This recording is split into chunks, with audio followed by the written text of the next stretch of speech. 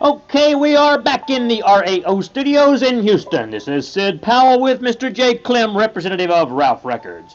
During the next few minutes, we will be hearing some of the early Residence material. The first selections will be a medley from the 1972 release Santa Dog. Mr. Clem, can you comment on this Santa Dog? Sure enough, Sid, Santa Dog was the Residents' first press record. It represents their 1972 Christmas card, as well as being the first official Ralph Records release. Well, I understand that the last few copies of this recording went for the ridiculous price of $25. Is this true? Absolutely true, Sid. In fact, it was quite a deal at $25. I understand if somebody wanted to buy one today, they'd have to go as high as 50 smackaroos. Well, wonders never cease. Let's hear some of this Santa Dog. Santa dogs are Jesus fetus, Santa dogs are Jesus fetus, Santa dogs are Jesus fetus. There's no presents in the future. In the future. Flitting in the slitting sea of snowy sailor slaves, flitting in the slitting sea of snowy sailor slaves, flitting in the slitting sea of snowy sailor slaves, flitting in the slitting sea of snowy sailor slaves, flitting in the slitting sea of snowy sailor slaves.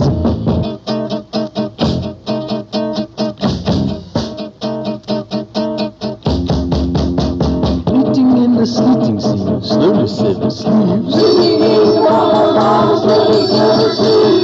Flitting in the greeting scene of effervescent eaves. Greeting in the meeting team of horse and frosty words. Greeting in the cheating team and other noxious herbs.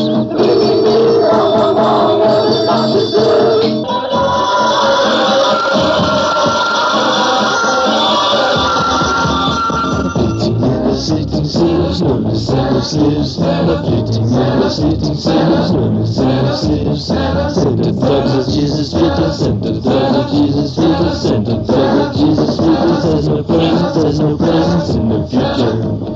In the future, Santa dogs are Jesus fetus, Santa dogs are Jesus fetus, Santa dogs are Jesus fetus.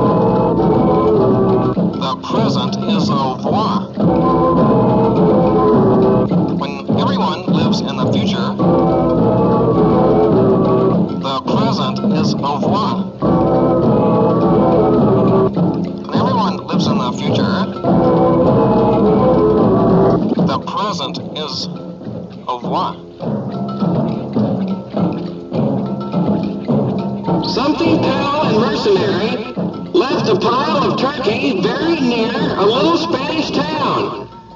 And every day the big cranberries peer into the mouths of Marys, being held for nothing more than being what was there before all this happened. Do you ever wonder who you are? Kick a cat. Kick or cat? Kick a cat today! Fish or dog? Talk an eye from one. Kick or cat? Kick a cat today! Fish or dog? Talk an eye from one. Kick or cat? Kick a cat today! Fish or dog? Talk an eye from one. Kick or cat? Kick a cat today! Fish or dog? Talk an eye from one. Kick a cat today! Fish or dog? Talk an eye from one.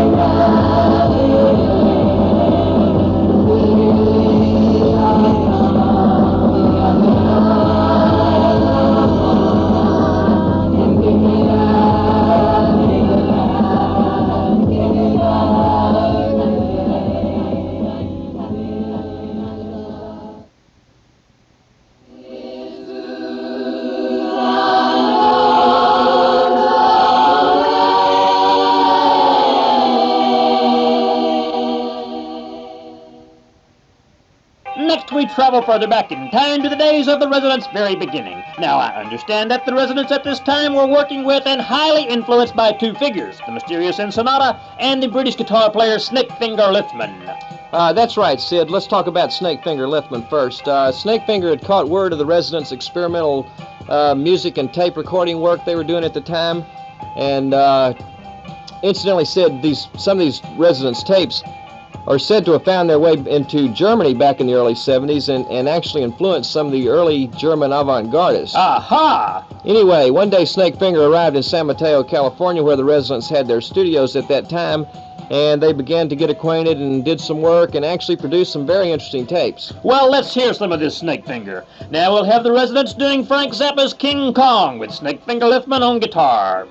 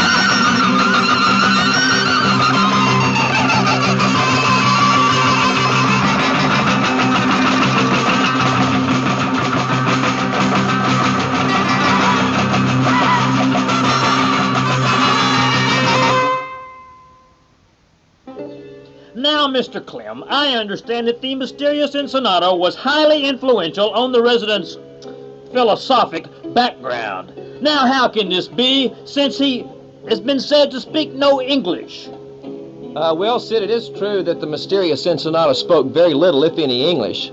However, he did find the English language quite fascinating, and he was quite fluent verbally as well as musically, employing the theory of phonetic organization.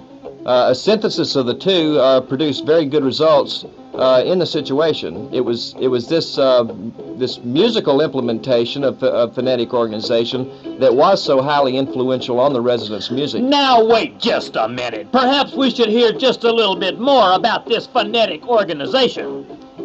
Okay, Sid, I'll try to give you a little bit about that. Now, it's a little tough to try to explain in English, but if I actually implement the theory of phonetic organization, I can just like this. Well, perhaps we should hear it from the mysterious Ensenada himself. Here he is with the residents doing Kamikaze Lady.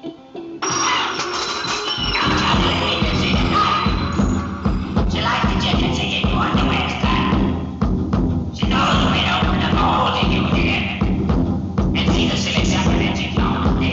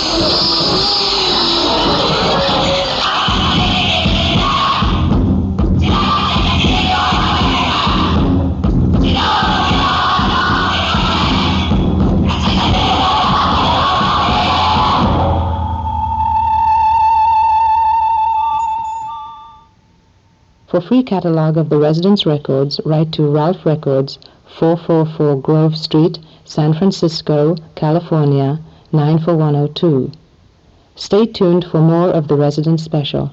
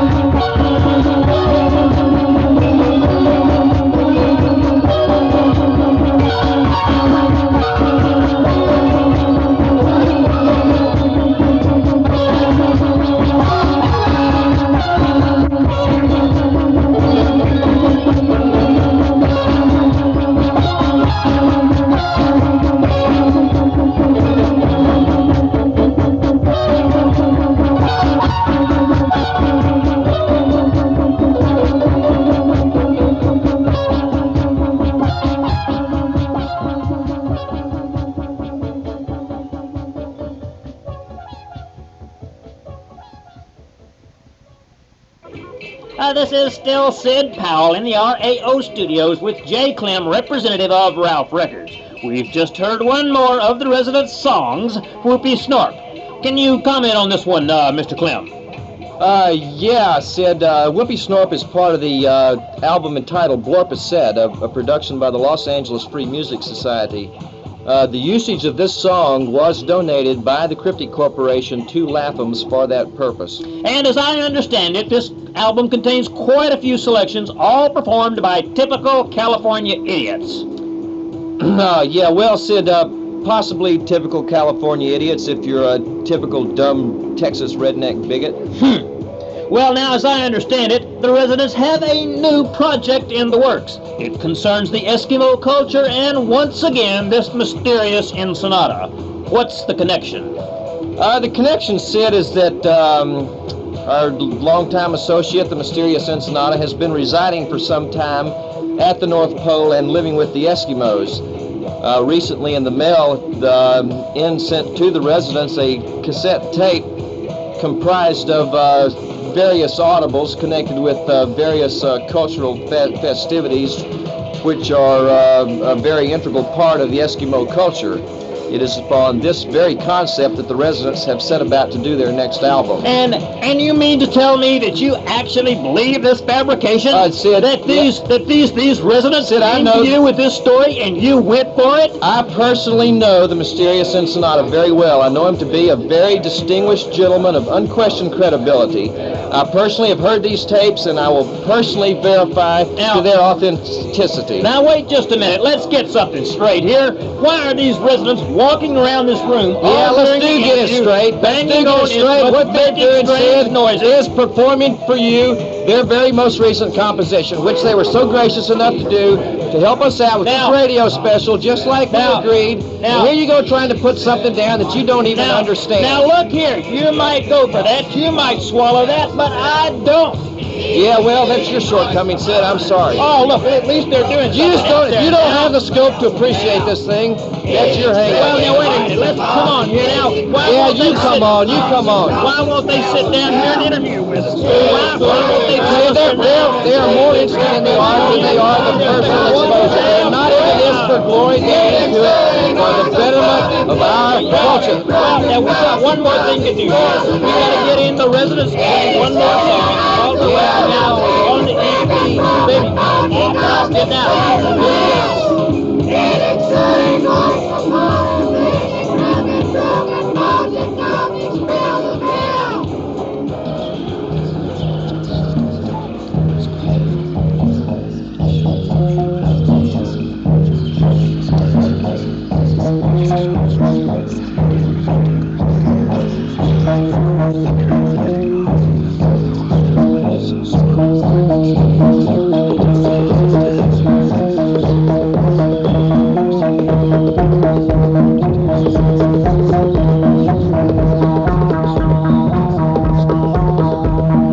While the Westinghouse went to town, he found a friend today.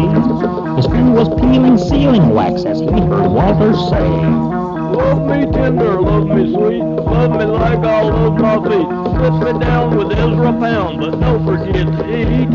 Or cause a country boy to cook a carrot or a cake. But don't forget the feelings of a friend are hard to fake.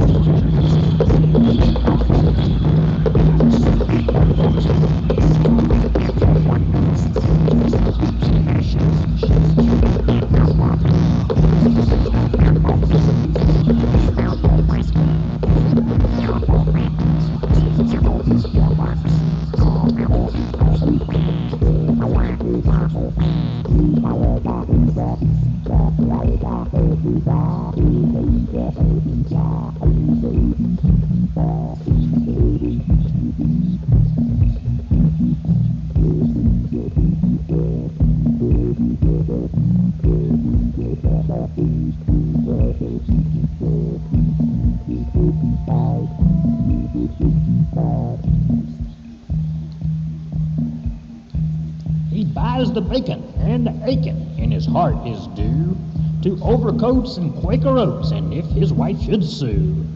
Wanda, where you went and tell me what'd you take?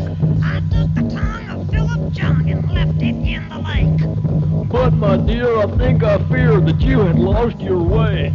Cause scrambled eggs were all he let me bake.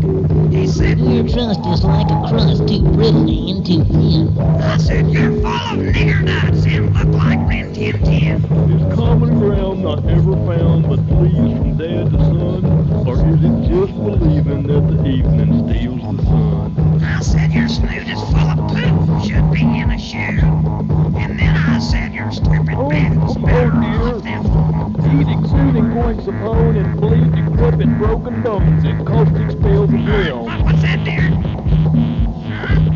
Eat exuding oinks upon and bleed decrepit broken bones and caustic spells of hell. Exuding oinks upon and bleed decrepit broken bones and caustic spells of hell? Yes, eat exuding oinks upon and bleed decrepit broken bones and caustic spells of hell. Eat exuding oinks upon and bleed decrepit broken bones and caustic spells of hell. Eat exuding oinks upon and bleed decrepit broken bones and caustic spells of hell. Eat exuding oinks upon and bleed decrepit broken bones and caustic spells of hell. Eat exuding oinks upon and bleed decrepit broken bones and caustic spells of hell. Eat exuding oinks upon and bleed decrepit broken bones and caustic spells of hell. Eat exuding oinks upon and bleed decrepit broken bones and caustic spells of hell. Eat exuding oinks upon and bleed decrepit broken bones and caustic spells of hell. Eat exuding oinks upon and bleed decrepit broken bones and caustic spells of hell. Eat exuding oinks upon and bleed decrepit broken bones and caustic spells of hell.